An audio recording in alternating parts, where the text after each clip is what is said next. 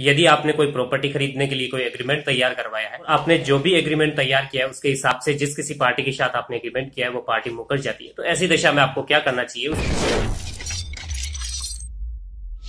नमस्कार, मैं एडवोकेट मुकेश बगड़िया स्वागत करता हूं आपका इस यूट्यूब चैनल पर। यदि आप इस चैनल पर नए हैं तो चैनल को सब्सक्राइब करना न भूलें, साथ ही आप बेल आइकन भी अवश्य दबाएं ताकि आपको मिलती रहे मेरे प्रत्येक वीडियो की जानकारी। दोस्तों, आज के इस वीडियो में हम ये चर्चा करेंगे कि जब कोई व्यक्ति किसी स्टाम्प पे चल या अचल संपत्ति के बारे में किसी भी प्रकार की कोई व्यवस्था के संबंध में बात करता है या किसी व्यक्ति से एग्रीमेंट करता है और उस एग्रीमेंट करने के बाद वह व्यक्ति किसी भी कारण से, चाहे उसे प्रलोभन दिया गया हो किसी अन्य व्यक्ति के द्वारा, मना कर देता है उस कॉन्ट्रैक्ट के पालन के लिए। यानी कि जो भी आपने किसी स्टाम्प पे कोई कॉन्ट्रैक्ट किया है, चाहे वो जमीन को परचेज करने का हो या किसी भी मोटर वाहन को परचेज करने का हो, और ऐसी दशा में वह व्यक्ति मुकर जाता है कि मैं आपको ये वाहन नहीं बेच रहा हूँ, ये प्रॉपर्टी जो मैंने आपके साथ एग्रीमेंट किया है उस एग्रीमेंट के हिसाब से मैं आपको ये प्रॉपर्टी नहीं देना चाहता हूँ, और जो आपका एग्रीमेंट 10 लाख का हुआ है उसे वो बोलता है कि मैं 11 लाख रुपए में आपको बेचने को तैयार हूँ, जो भी एग्रीमेंट हुआ है उसके हिसाब से बेचने को तैयार नहीं हूँ। तो ऐसी दशा में आपके पास क्या रेमेडीज है, आज के इस वीडियो में हम ये सब जानने वाले हैं। आप शुरू से अंत तक इस वीडियो में बने रहें। अगर बीच में आप इस वीडियो को ड्रॉप करते हैं तो ऐसी दशा में जो मैं आपको समझाना चाहता हूँ वो आप समझ नहीं पाएंगे।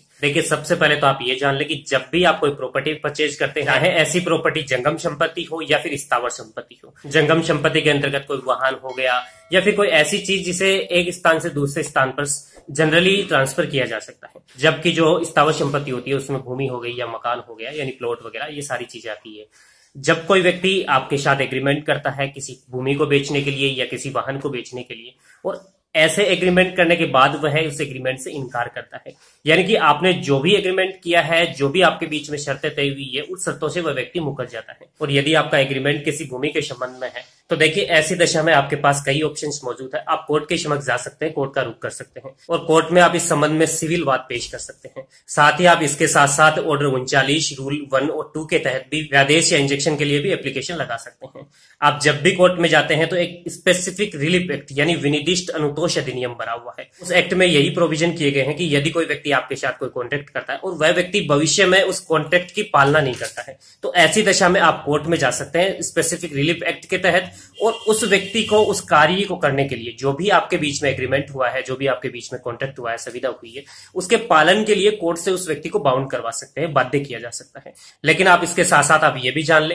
कि यदि आपके बीच में कोई एग्रीमेंट हुआ है और ऐसी दशा में दोनों पार्टियां सक्षम पार्टी है, यानी कि जो भी दो पार्टियां हैं वो अनसाउंड माइंड नहीं है, सक्षम व्यक्ति हैं, सुरक्षित व्यक्ति हैं, और इसके साथ साथ जिस किसी व्यक्ति के साथ आपका एग्रीमेंट हुआ है वह व्यक्ति उस भूमि का या उस प्रॉपर्टी का मालिक है, या फिर वह व्यक्ति ऐसी कोई हैसियत रखता हो उसके कारण वह उस प्रॉपर्टी को या उस व्हीकल्स को या उस वाहन को हस्तांतरित कर सकता है आपको, तो ऐसी दशा में ही आप स्पेसिफिक रिलीफ एक्ट के तहत कोर्ट में एप्लीकेशन लगा सकते हैं। देखिए, जैसे ही आप कोर्ट में जाते हैं तो सबसे पहले यदि आपने कोई भूमि के संबंध में एग्रीमेंट किया है तो ऐसी दशा में आप कोर्ट को अवगत कराते हैं साहब, ऐसी ऐसी कोई भूमि है जिसके संबंध में हमारे बीच में कोई एग्रीमेंट हुआ है और ऐसे एग्रीमेंट के परिणाम स्वरूप मैंने इस व्यक्ति को कुछ पैसे का भी संदाय किया है या कुछ पैसे का संदाय इतनी तारीख को किया जाना भी था, तो मैं ये जो भी प्रॉपर्टी है यदि मुझे नहीं दिलाई जाती है तो मुझे उस प्रॉपर्टी के संबंध में अपूर्णीय शर्तें उठानी पड़ेगी, क्योंकि मैंने जो प्रॉपर्टी के संबंध में एग्रीमेंट किया है वो मेरे लिए बहुत अति आवश्यक चीजें हैं। इसके साथ साथ आप कोर्ट से ये रिलीफ भी मांगेंगे कि जो भी प्रॉपर्टी के संबंध में हमारे बीच में जो एग्रीमेंट हुआ था उस प्रॉपर्टी को किसी भी अन्य व्यक्ति को स्थानांतरित करने से आप रोक लगा दें, या फिर इस मामले में कोर्ट सुनवाई पूरी नहीं कर लेता तब तक उस प्रॉपर्टी को किसी भी अन्य व्यक्ति को बेचने के ऊपर रोक लगा दी जाए, यानी उसके विक्रय के ऊपर रोक लगा दी जाए। तो ऐसी दशा में आपने जो भी कोर्ट के समक्ष वाद पत्र पेश किया है, यदि कोर्ट को लगता है कि आपने उचित रूप से वाद पत्र पेश किया है, कोर्ट को कारण प्रतीत होता है कि आपको ये रिलीफ देनी चाहिए, तो ऐसी दशा में कोर्ट आपको इंजेक्शन प्रदान कर देता है। कोर्ट जो भी इंजेक्शन देता है वो अस्थायी आदेश होता है, यानी टेम्पररी इंजेक्शन आपको देता है उस समय तक के लिए जब तक पूरा डिसीजन नहीं हो जाता। अब बात करते हैं स्पेसिफिक रिलीफ एक्ट के तहत जो भी आपने एप्लीकेशन लगाई उस पर क्या कार्रवाई की जाती है। देखिए, आपने एग्रीमेंट किया था उस व्यक्ति के साथ, चाहे वो जंगम संपत्ति हो या स्थावर संपत्ति हो। जंगम संपत्ति में जैसे मोटर व्हीकल्स आते हैं, स्थावर संपत्ति में कोई भूमि आ गई, मकान आ गया, इसके संबंध में चीजें होती हैं। तो ऐसी दशा में जैसे ही आप कोर्ट के समक्ष एप्लीकेशन लगाते हैं स्पेसिफिक रिलीफ एक्ट के तहत कि साहब जो भी मैंने जो एग्रीमेंट किया था, जो भूमि खरीदी थी या जो व्हीकल खरीदा था, मैं उसके पैसे जो भी शेष रह गए हैं वो देने को तैयार हूं। आप इस एग्रीमेंट के हिसाब से जो भी मैंने प्रॉपर्टी परचेज की है वो प्रॉपर्टी मुझे दिलवाई जाए। तो ऐसी दशा में कोर्ट यदि आपके मामले पर बिलीव करता है, विश्वास करता है, तो कोर्ट ये आदेश दे सकता है उस व्यक्ति को जिसने आपके साथ एग्रीमेंट किया था कि आप वह प्रॉपर्टी इन व्यक्ति को दे दे, साथ में जो भी आपने कॉन्ट्रैक्ट में जितने भी पैसे आपके बनते हैं वो पैसे आपको दिलवा दिए जाएंगे।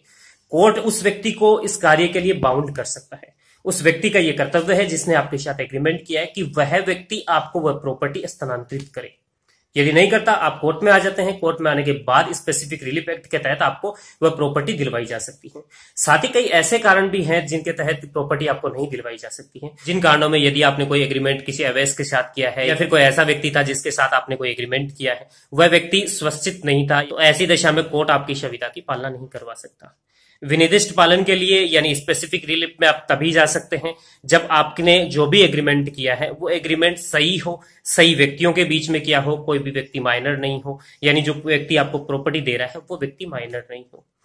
एग्रीमेंट करने के लिए सक्षम व्यक्ति हो, स्वस्थित व्यक्ति हो। इस प्रकार आप ये जान लें कि यदि आप किसी व्यक्ति के साथ कोई एग्रीमेंट करते हैं और एग्रीमेंट करने के बाद वह व्यक्ति मुकर जाता है आपको उस प्रॉपर्टी को देने से, चाहे उसे किसी भी प्रकार का कोई प्रलोभन दिया जा रहा हो किसी व्यक्ति के द्वारा, यानी आपने कोई प्रॉपर्टी 10 लाख में परचेज करने की बात की है एग्रीमेंट में और उसके बाद उस व्यक्ति को उस प्रॉपर्टी के 13 लाख रुपए कोई देने वाला मिल जाता है, तो ऐसी दशा में स्वाभाविकता उस व्यक्ति के मन में प्रलोभन आ जाता है और प्रलोभन के बाद वह व्यक्ति उस प्रॉपर्टी को आपको स्थानांतरित करने से इनकार कर देता है। लेकिन आप ऐसी दशा में कभी भी घबराए नहीं, आप कोर्ट का रुख करें और कोर्ट में स्पेसिफिक रिलीफ एक्ट के तहत आप वाद पेश कर सकते हैं। साथ ही आप उस प्रॉपर्टी के किसी भी अन्य व्यक्ति को स्थानांतरित करने के ऊपर व्यादेश ला सकते हैं, यानी इंजेक्शन ला सकते हैं, जिसे जनरली भाषा में यानी साधारण भाषा में स्टे भी कहा जा सकता है। यदि कोर्ट किसी भी प्रॉपर्टी के संबंध में स्टे दे देता है तो ऐसी दशा में उस प्रॉपर्टी को वह व्यक्ति बेच नहीं सकता है, विक्रय नहीं कर सकता है। और जैसे ही किसी प्रॉपर्टी के संबंध में कोर्ट स्टे जारी कर देता है तो ऐसी दशा में आप उस प्रॉपर्टी के संबंध में जो भी स्टे की प्रमाणित प्रतिलिपि होती है, उस प्रतिलिपि को जो भी पंजीयन शाखा होती है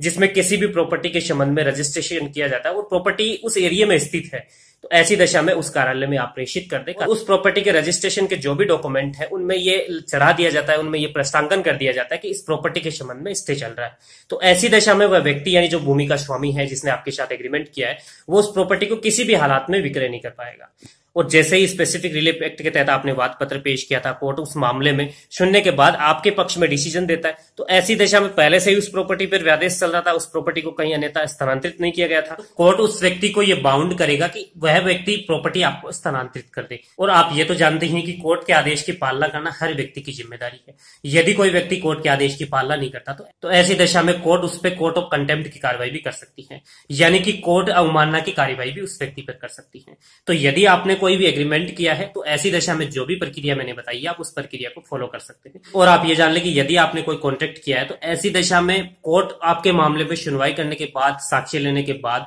उस व्यक्ति को बाउंड कर सकती है, यदि कोर्ट को यह उचित प्रतीत होता है कि आपने जो भी कोर्ट के समक्ष वाद पत्र पेश किया है स्पेसिफिक रिलीफ एक्ट के तहत वो उचित है, प्रॉपर है, तो ऐसी दशा में कोर्ट उस व्यक्ति को बाउंड कर देगी और वह व्यक्ति बाउंड करने के बाद आपके पक्ष में उस प्रॉपर्टी को स्थानांतरित कर देगा। उम्मीद करता हूं आज का ये वीडियो आपको पसंद आया होगा। यदि आप इस चैनल पर नए हैं तो आप इस चैनल को सब्सक्राइब कर लें। साथ ही आप इस वीडियो को ऐसे लोगों तक भी पहुंचाएं जिन्हें कानून की जानकारी की आवश्यकता है। साथ ही मुझे कमेंट में लिख के यह भी बताएं आप किस विषय पे कानून जानना चाहते हैं, कानून की जानकारी जानना चाहते हैं। मैं कोशिश करूंगा आपके विषय पर जल्द से जल्द वीडियो लेकर आने की। धन्यवाद।